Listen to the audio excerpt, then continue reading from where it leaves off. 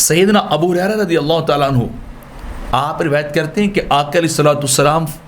نے فرمایا کہ یوم قیامت جب ایک بندے کو اللہ کے عرش کے سامنے کھڑا کیا جائے گا تو جب تک وہ بندہ 4 سوالات کے جواب نہیں دے لے گا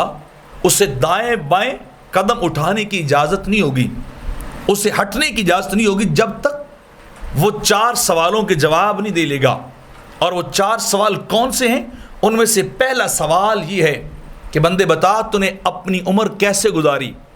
اپنی زندگی تو نے کہاں صرف کی، کیسے گزار کیا تو اپنی زندگی کو، دنیا میں ہم نے تمہیں بھیجا تھا اور تم وہاں کیا کرتے رہے ہمیں یہ بتاؤ، زندگی کیسے گزار کیا ہو، ذرا اس کی وضاحت کرو، اس کا جواب دو، زندگی کو کہاں فنا کیا ہے یہ بتاؤ۔ اور دوسرا سوال ہوگا پھر اس بندے سے کہ بتاؤ کہ اپنا جسم تم نے کہاں بوسیدہ کیا، تمہیں قوت طاقت آزاد دیے تھے، تمہیں چلنے پھرنے کی، دیکھنے کی، سننے کی، بولنے کی، پکڑنے کی طاقت ہم نے دی تھی، سالم درست ہم نے تمہیں جسم اور باڈی دی تھی، بتاؤ اس جسم کو کہاں بوسیدہ کر کے آئے ہو، یہ جسم کہاں تم نے بوسیدہ کیا، کہاں تم نے جسم سے کام لیے۔ اس سوال کا بھی جواب بندے کو اللہ کی بارگاہ میں دینا پڑے گا۔ اور تیسرا سوال جو بندے سے اللہ کی بارگاہ سے ہوگا کہ بتاؤ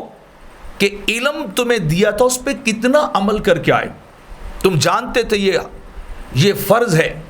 اس کا کرنا ضروری ہے، تم جانتے تھے کہ یہ حرام، اس کا چھوڑنا ضروری ہے، اس سے پیچھے ہٹنا ضروری ہے، تو بتاؤ کتنے فرائض کو ادا کیا اور کتنے حرام کاموں سے بچے تھے، کیا کر کے آئے ہو، کتنا علم اور عقل فہم کو استعمال کر کے آئے ہو، اس کے بارے میں بھی پوچھا جائے گا۔ اور چوتھا سوال ہوگا بندے سے عرش کے سامنے کھڑا کر کے بتاؤ مال کہاں سے کمایا اور پھر اس مال کو تم نے خرچ کہاں کیا، اس کو صرف کہاں کیا، کیا تمہارے سورس آف انکم حلال اور جائز تھے یا ناجائز اور حرام کے تھے،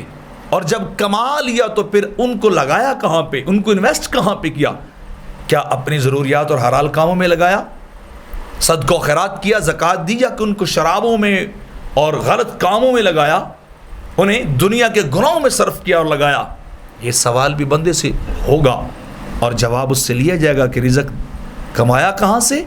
اور رزق کھپایا کہاں پہ۔